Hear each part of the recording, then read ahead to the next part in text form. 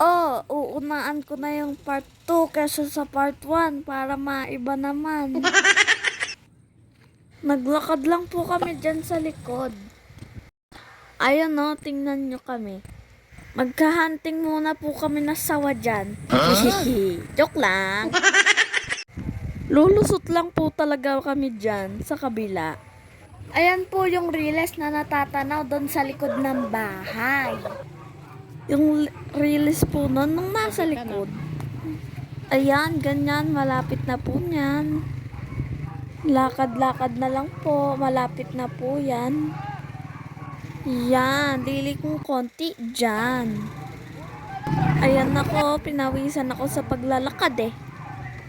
Ayun na yung ginagawa nila. Oh ha, kita nyo ba? Ayun ako, sama ng tingin ko kay mama. Tapos maglalakad ulit. Malapit lang po pag dyan kayo dumaan. Pero pag sa kabila, mamamasahe pa kayo. Sayang rin yon 20. Pambili ng ice cream. Uy, wow. 20 pesos. Malapit lang po dyan kina lola, oh.